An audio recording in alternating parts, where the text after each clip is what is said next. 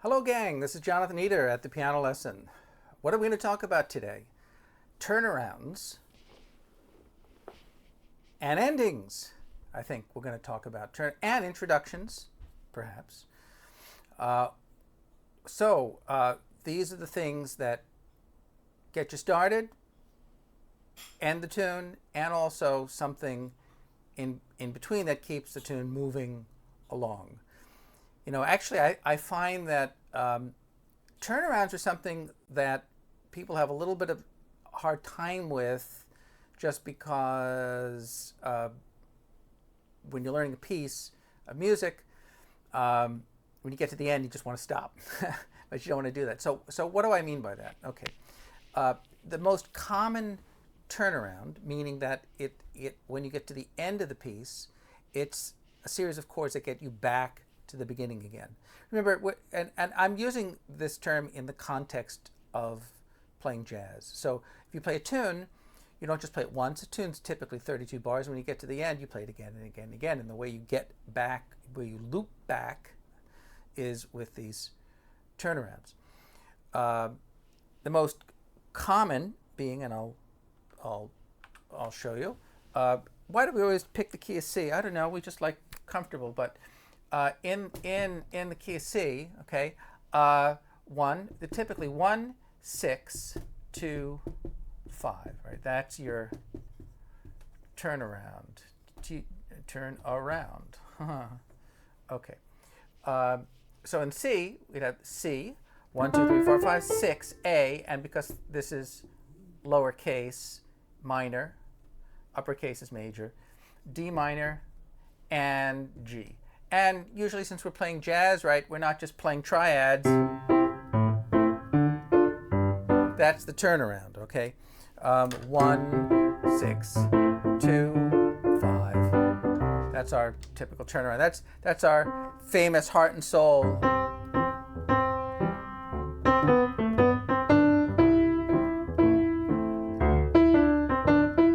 1, 6, 2, 5, 1. That's our turnaround.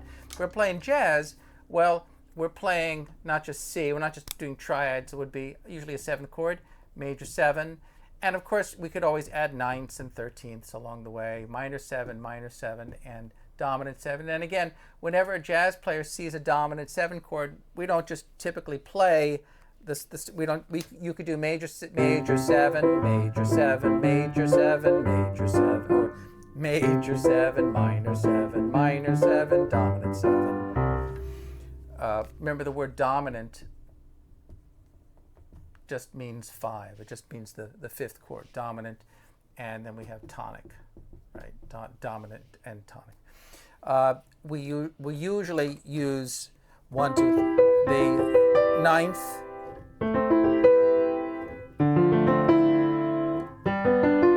Those are 9ths.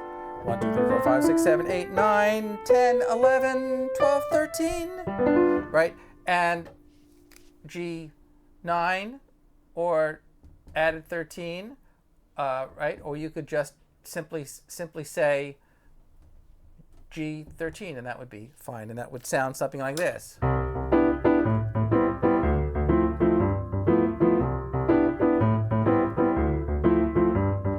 Sounds different because I'm using the 9ths and 13ths. I'm taking the major 7 chord, I'm playing it in a rootless voicing.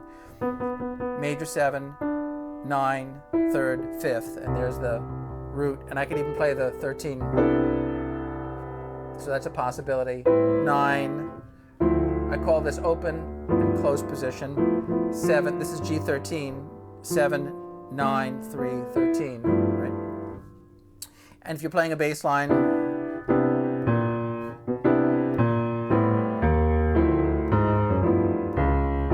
so using these chromatic leading tones from above, the root, from above down to A, from above down to D, from above down to G. Or you could go from below, right? Or you could combine both, right? Above, below, above, below, right? Combining the bass line.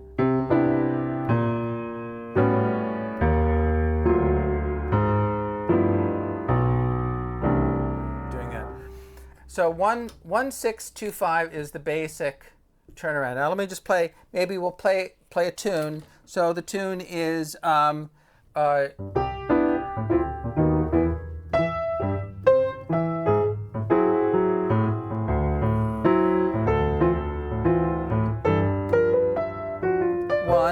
6 2 5. There's your turnaround in them.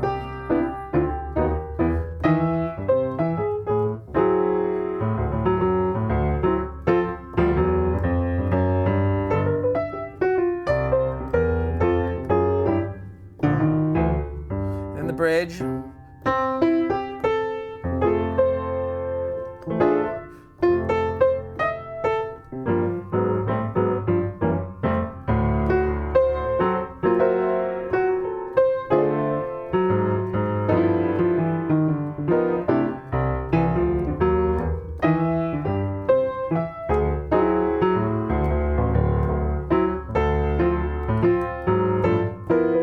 And then there's a turnaround and back to the top.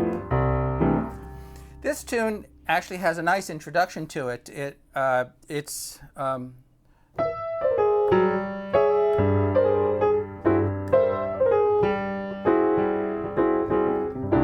that's the introduction, and the ending. So you're playing.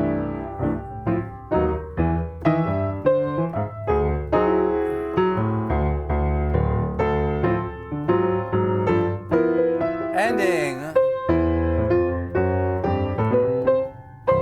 right? And that makes the tune much more interesting when you have the introduction and the ending stacked onto that. Now, typically in jazz, the 6th chord, I wrote minor here.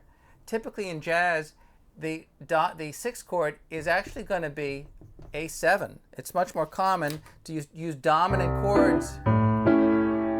Now that's just a root position chord.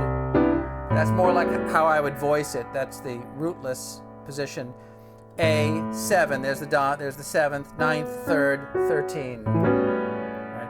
And then the 2 chord, you could go either way. You could have minor. That's a minor 9, and dominant, right? But you could also have D7 here. That's possible as well. You could do 1 6 2 5. The 2 chord could be dominant. Again, that's root position. I wouldn't play that way when I'm playing jazz. I would probably play 1 6. Here's how I'd probably play the 2. Why would I do that? Well, again, a rootless voicing. I'm building it on the 3rd of the chord. 3rd, sharp 5, 7th, and the sharp 9th. That would actually be spelled E sharp. And I'm using this voicing because it's close to this voicing. This is the A13. I'm voicing this chord on the 7th of the chord. Those are one of the 2 ways that you voice these rootless voicings, right? The lowest note is the 7th of the chord or the 3rd of the chord. Those are your 2 choices. Here's the 3rd of the chord, minor, 7th of the chord, 3rd of the chord. That's called voice leading.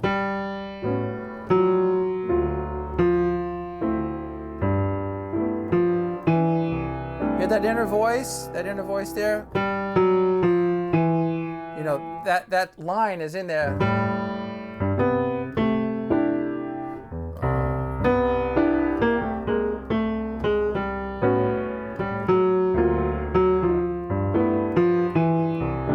Right? There's a little bit of a melody in there. So you could use the dominant, and of course, again, D7. Here I'm using sharp 5, sharp 9. I'm using what we call alterations, right? Those are the alterations, and over here I'm using a 9th and a 13th. Right, the 9th and the 13th, those are what we call the extensions.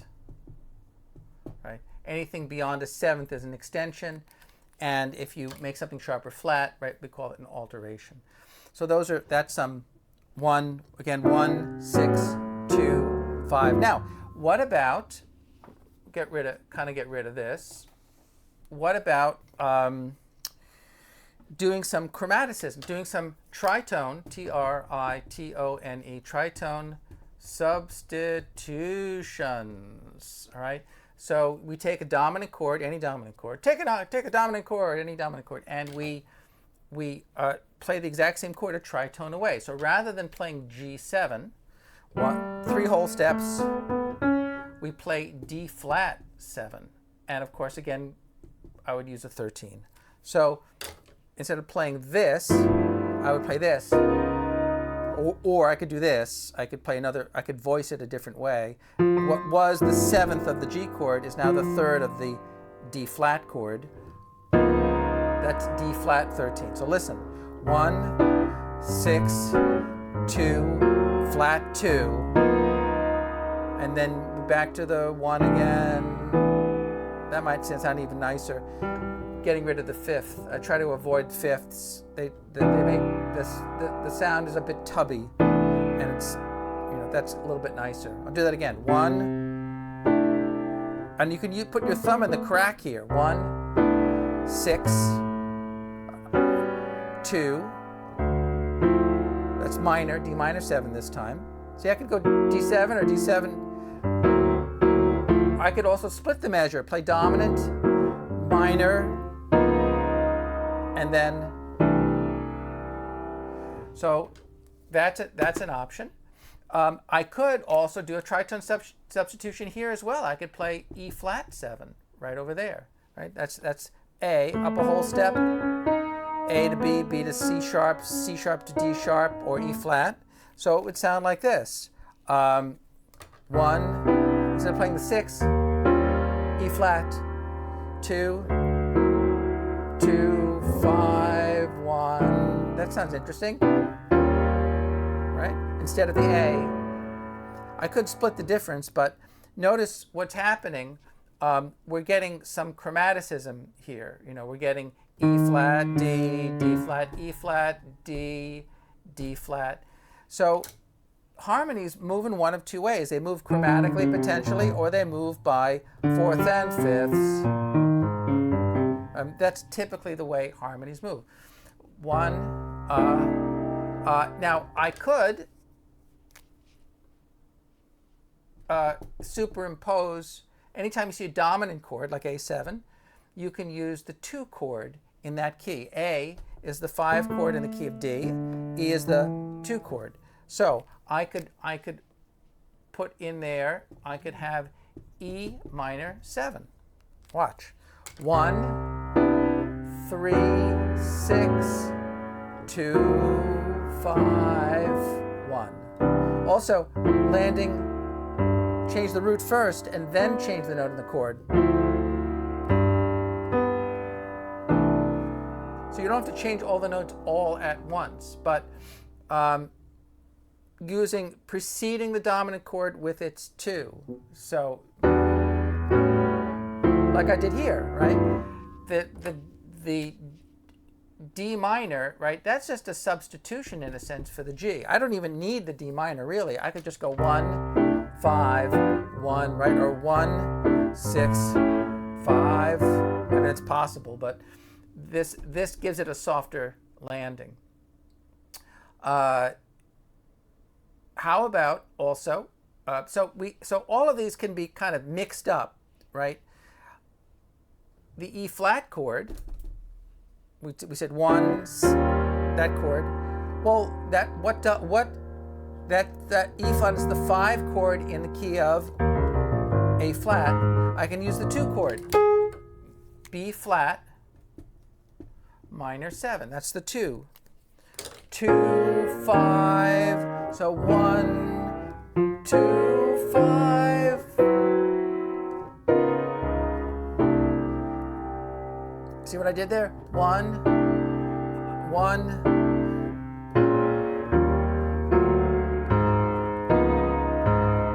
I went chromatic that time. Same idea, potentially with the D7 maybe. 6. I could precede the D7 chord. I could go A minor 7, D7. I could make that a split measure. It doesn't quite have the same sound. 6.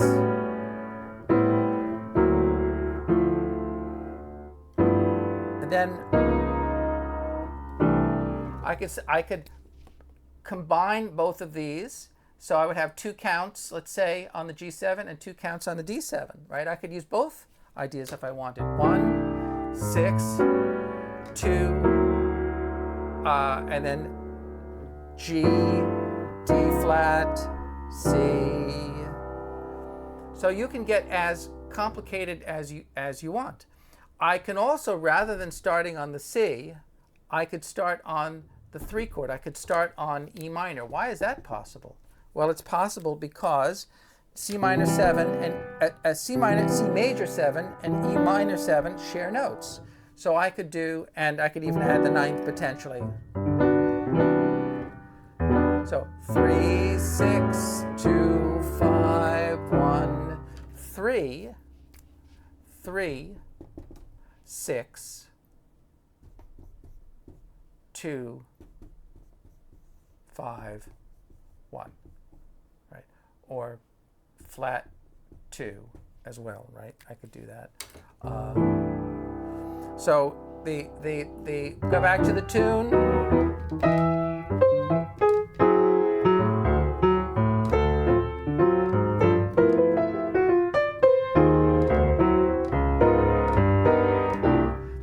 There's a turnaround, but I just sort of randomly threw these chords together. And the same thing applies with improvisation. When you improvise, right, what you're doing is very often you're outlining the chord. So if you're changing up the chords, you're also changing up improvisation. 1,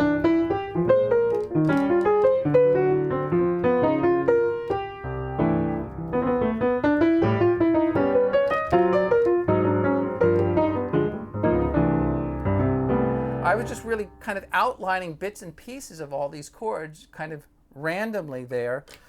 And again, combining that idea with the bass line.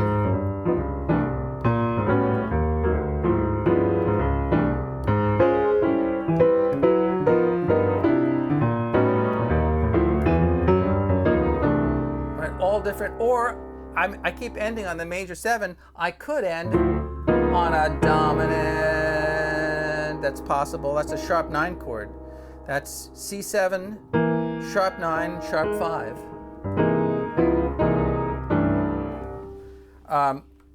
I realize I'm throwing a lot of stuff very fast, kind of out, but I just wanted to show you the possibilities just with this one chord pattern, right? Again, we're just doing the heart and soul.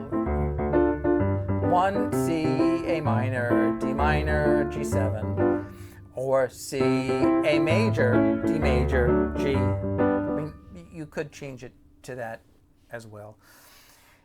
Where it becomes jazz is where you start adding the dissonances, where you start departing from just simple triads, and you add 7ths and the 9ths, and also the voicings that you're using, right? You're using not just root position chords, you're using inversions, and you're using rootless voicings, and a lot of the voicings are chosen for one of 2 reasons: because of how they sound, and also because of the proximity in which you're at, right? You choose them for an economy of motion, so you don't have to jump around the keyboard all over the place. So that's an important consideration as well. That's why it's handy to have some options, right?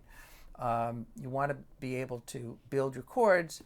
Typically, again, building the rootless voicings, you're building on the 7th of the chord or the 3rd of the chord. And I have all those exercises on my website, the basic ways that you practice them. So if you want to get good at that, of course you start out with your basic 2, 5, 1s, but then you go to the 9ths. That's open position, and then you do the closed position. Just did that much, you'd have a lot to work with. And then the other category of chords, which I like a lot, are these shell voicings. So rather than playing all the notes in the bass, you take the middle notes, put them up an octave, and it sounds much better than trying to play them way down there. Very often I just play shells in the left hand, I just play root and 7th in know, and then you can add those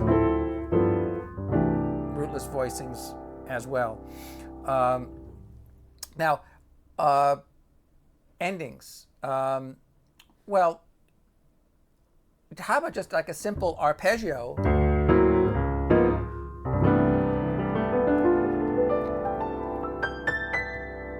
I mean, that helps, just doing that. I wish more people just, too often they learn a tune and then they get to the end of the tune and they almost like don't even end it. They just sort of like, they're so happy to get to the end, they just kind of drop like they've run a marathon. And then but no, I mean, make it into something, you know. That's called tremolo, and holding out the chord. It's almost like a drummer kind of doing a drum fill, but you're rotating your forearm on the top of the chord, and then you're taking the same chord and spreading it out over the whole keyboard. I mean, that's just something that's very simple to do. You're not really trying to learn new chords necessarily. Here's an interesting pattern. So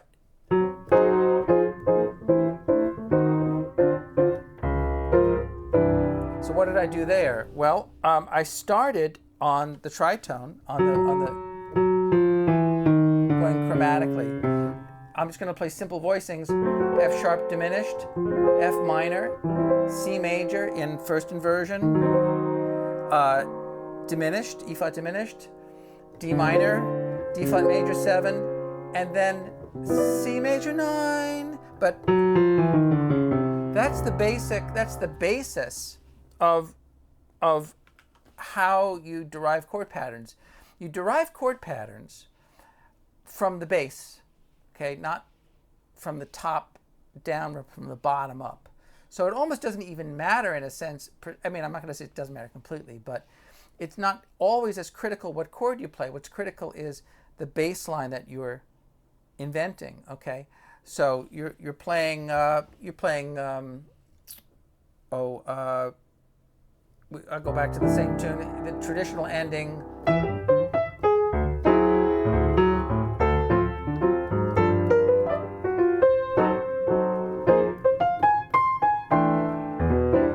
Diminish, minor, D flat.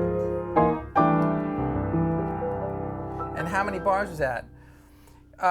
Basically, you're talking 8 bars. 1, 2, 3, 4, 2, 2, 3, 4, 3, 2, 3, 4, 4, 2, 3, 4, 5, 2, 3, 6, 2, 3, 4, 7, 2, 3, 4, 8, 2, 3, 4, and maybe play a bass note at the end. So usually we're thinking 8-bar phrases, right? Typically we're thinking 8-bar phrases, something like that. But boy, what a mess I have it on the. I don't know how you guys can read that. I can't read that.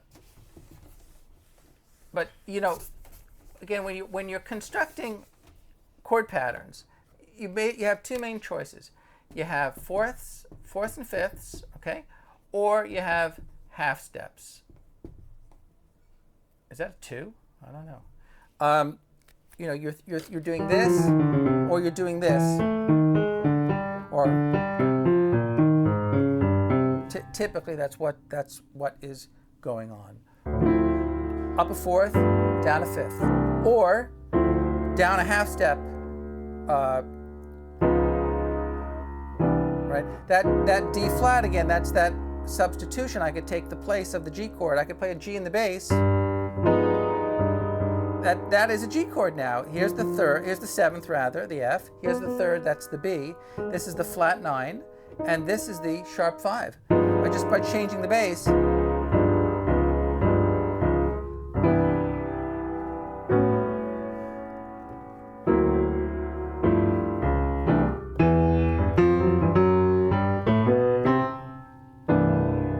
Right. So those are the. Whoa! What did I do there? My foot slipped off the pedal. I wasn't wearing my rubber-tipped shoes. I was wearing my slippery socks when that happened. So, I don't know.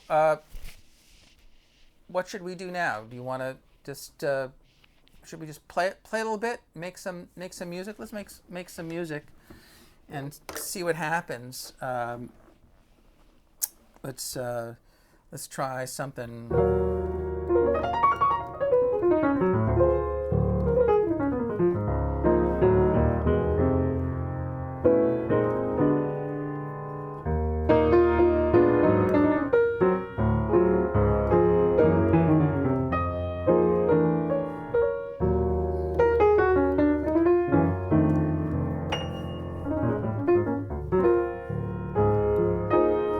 Body and Soul, you guys know this?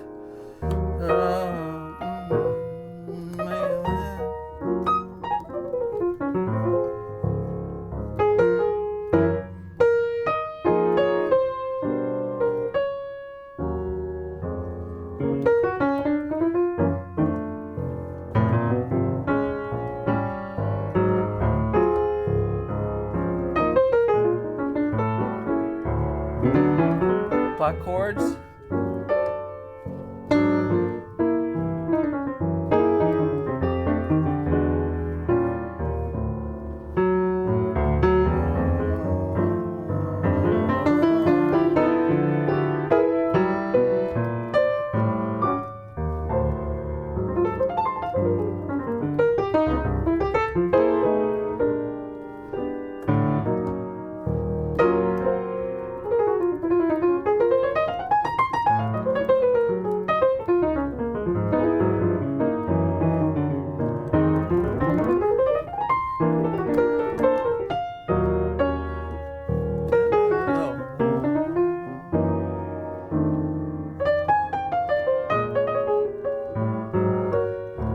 Well, guys, we're kind of at the end of our show today. I hope you guys had a good time, and I appreciate your comments during the week. I see have a devoted little micro fan base. The micro fan base, much better than you don't want too many fans, because then you have to buy extra cold cuts for the buffet, and it runs into money.